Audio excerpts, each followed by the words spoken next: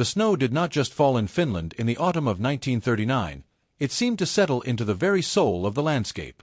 It clung to the dark, endless forests of pine and spruce, piled into deep, soft drifts along the country lanes, and blanketed the tens of thousands of frozen lakes that dotted the terrain like shards of scattered glass. This was a land of profound silence and stark beauty, a nation of just under 4 million people who cherished their hard-won independence. That independence, however, was a flickering candle in a gathering storm, and the wind blowing from the east was about to become a hurricane. The source of that hurricane was the Kremlin, and the man stoking its fury was Joseph Stalin. To understand why the Soviet Union, a colossus of 170 million people and the possessor of the largest army on Earth, would set its sights on this small, neutral Nordic country, one must look at a map through Stalin's paranoid and calculating eyes. For Stalin, geography was not just a subject for cartographers, it was the primary ledger of national security. And in his ledger, Leningrad, the cradle of the Bolshevik Revolution and the Soviet Union's second city, had a glaring, unacceptable vulnerability. Leningrad sat perilously close to the Finnish border, a mere 20 miles at its nearest point. In an age of rapidly advancing military technology, particularly long-range artillery and bombers, this was an existential threat in Stalin's mind. His paranoia was not entirely unfounded. He remembered the foreign interventions during the Russian Civil War, and he saw fascist and capitalist powers plotting his destruction everywhere. Finland, in his view, could too easily become a launching pad for an invasion by a greater power, most likely Nazi Germany. The Finnish coast dominated the Gulf of Finland, the maritime gateway to Leningrad. The Finnish border region of the Karelian Isthmus was fortified, and beyond it lay a potential enemy. This was a strategic problem that, for Stalin, demanded a strategic solution. His solution was not initially one of outright conquest, but of territorial realignment. He wanted to push the border on the Karelian Isthmus back, creating a buffer zone to keep Leningrad out of artillery range. He wanted to secure several islands in the Gulf of Finland. Most significantly, he wanted to lease the Hanko Peninsula, a dagger pointing at the sea lanes, to establish a Soviet naval base. In exchange, he offered Finland a vast, largely uninhabited swath of Soviet Karelia, a land of forests and swamps that was, in his mind, more than a fair trade. The negotiations began in secret in Moscow in the spring of 1939 and continued, on and off, into the autumn. The Finnish delegation, led by a seasoned diplomat named Juho K. Paasikivi, was in an impossible position. They understood Stalin's power, but they also understood the value of their sovereignty. The lands Stalin demanded were not just empty plots, they contained vital defensive fortifications, including the network of concrete strongpoints, trenches, and anti-tank obstacles that would later become legendary as the Mannerheim Line. Ceding Hanko would mean allowing a foreign military base on Finnish soil, a direct infringement of their neutrality and a potential Trojan horse. The territory Stalin offered in return was wilderness, strategically worthless compared to what they were being asked to give up. Public opinion in Finland was fiercely against making any concessions. The memory of their struggle for independence from Russia in 1918 was still fresh. To bow to Soviet demands felt like the first step back into subjugation. The Finnish government, led by President Kyösti Kallio, was caught between an immovable object and a very proud, resistant populace. They tried to negotiate, offering smaller concessions, but Stalin's demands were non-negotiable. The talks stalled, and the atmosphere grew icy. Stalin was a man accustomed to getting his way. He had orchestrated the political terror of the Great Purge, decimating his own military command and civilian leadership to solidify his power. He saw the small, democratic Finland not as a sovereign nation, but as a stubborn obstacle. His patience, never a deep well, was running out. As the negotiations faltered, he began to set the stage for a different kind of solution. The political and propaganda machinery of the Soviet Union began to whir into action. What followed was one of the most cynical and transparent fabrications of the pre-war period, the shelling of Manila. On November 26, 1939, the Soviet government announced that Finnish artillery had shelled the Soviet village of Manila, located just across the border on the Karelian Isthmus, resulting in several Soviet casualties. The news was met with immediate and righteous indignation in the Soviet press. There was just one problem. The entire incident was a staged provocation, a false flag operation ordered by Stalin himself. Subsequent investigations and the opening of Soviet archives have conclusively proven that no Finnish artillery was within range of Manila that day. The shells that fell were fired by Soviet forces on their own position, a calculated sacrifice for a casus belli. 4 days later, on November 30, 1939, the Soviet Union used the Manila incident as its justification to abrogate the non-aggression pact it had with Finland. Without a formal declaration of war, the Red Army stormed across the border in multiple locations. The Winter War had begun. The Soviet plan, dubbed Operation Barbarossa in its initial drafts, a name later infamously reused by the Germans for their invasion of the USSR, was a classic application of brute force. It called for a massive, multi-pronged invasion designed to overwhelm the Finns in a matter of weeks.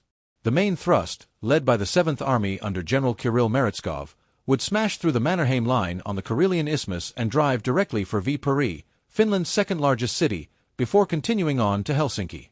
To the north of Lake Ladoga, the 8th Army would advance, aiming to outflank the isthmus defenses. Further north still, the 9th Army would strike into the waist of Finland, intending to bisect the country at its narrowest point. And in the far north, in the Arctic wilderness, the 14th Army would capture the ice-free port of Petsamo. The world held its breath. On paper, it was not a war, but an execution. The Soviet Union committed over 450,000 troops in the initial assault, backed by thousands of tanks and aircraft. Finland, by stark contrast, could muster only about 300,000 men, with minimal armor and an air force composed of a handful of obsolete biplanes and a few modern fighters. The world's newspapers prepared their obituaries for the Republic of Finland. But the Finns had a secret weapon, one that no Soviet planner had adequately factored into their elegant maps and timetables. His name was Baron Carl Gustav Emil Mannerheim.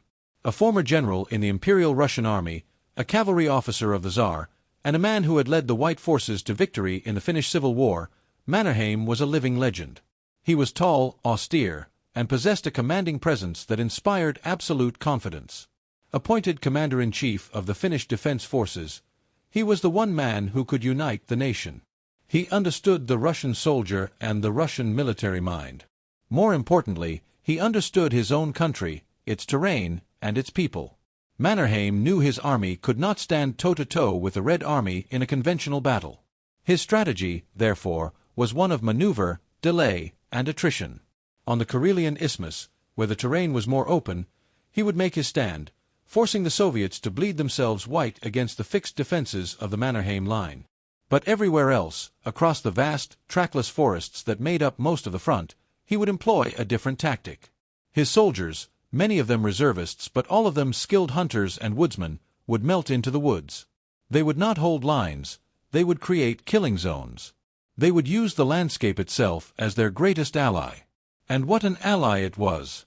The winter of 1939 to 1940 was one of the most severe in recorded history.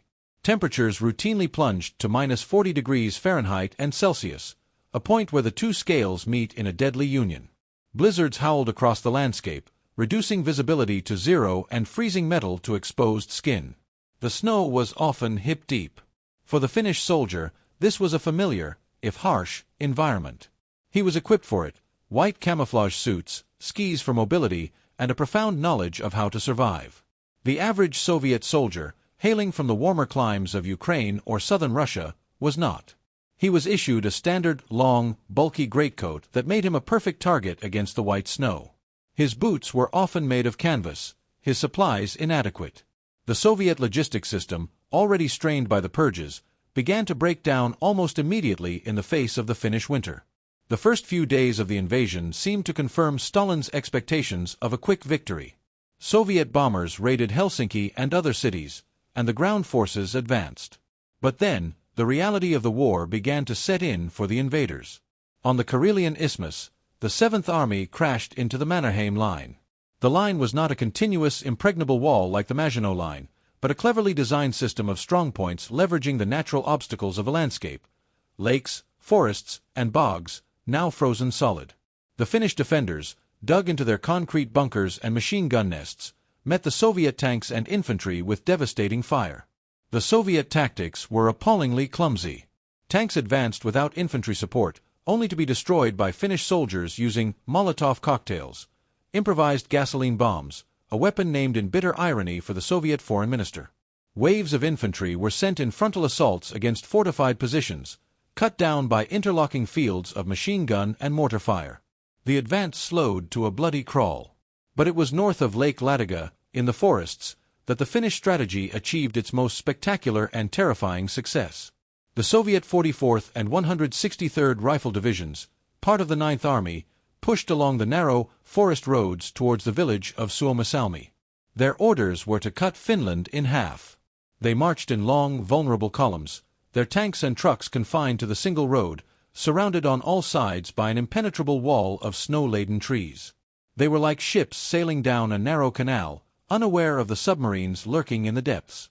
The Finns did not confront them head-on.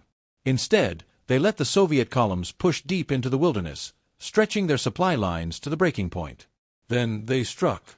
Using their superior mobility on skis, Finnish units, often no larger than battalion strength, would glide silently through the forests, materializing out of the white void to attack the column's flanks and rear.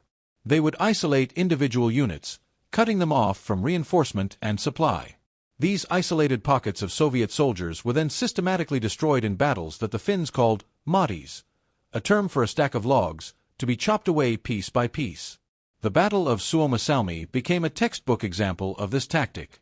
The Finnish 9th Division, under Colonel Jalmar Salasvuo, surrounded and annihilated the Soviet 163rd Division. Then, they turned their attention to the 44th Division, a fresh unit sent to relieve its comrades. The 44th, a Ukrainian division, was trapped on the Rate Road, a narrow track through the forest. 4 days, the Finns harassed, ambushed, and split the division into isolated motis. The Soviet soldiers, without winter camouflage, food, or proper shelter, froze to death by the hundreds. Their vehicles, lined up on the road, were destroyed by Finnish patrols. The chaos was absolute. By the time the battle was over in early January, the Soviet 44th Division had ceased to exist. Thousands of its soldiers lay dead on the snow, their bodies and equipment littering the road in a grim tableau of destruction. The Finns captured an enormous haul of tanks, artillery, trucks, and even much-needed rifles and ammunition. It was a humiliating, catastrophic defeat for the Red Army. Similar, if smaller, disasters unfolded all along the Central Front.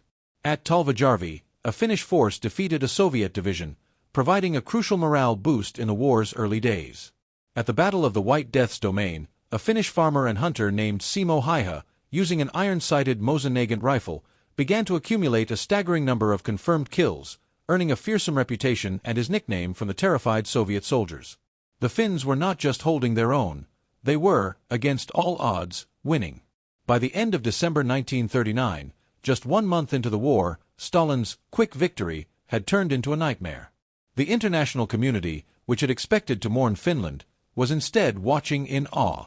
The Soviet Union was being publicly shamed on the world stage by a nation it had expected to crush in a week. The Red Army, purged of many of its most competent officers, was revealed to be a clumsy, poorly led giant. But Stalin was not a man who accepted humiliation gracefully. The shame of the Winter War was only just beginning, and his response would be as brutal as it was predictable. He would decide that if skill would not win the war, then sheer, overwhelming mass would.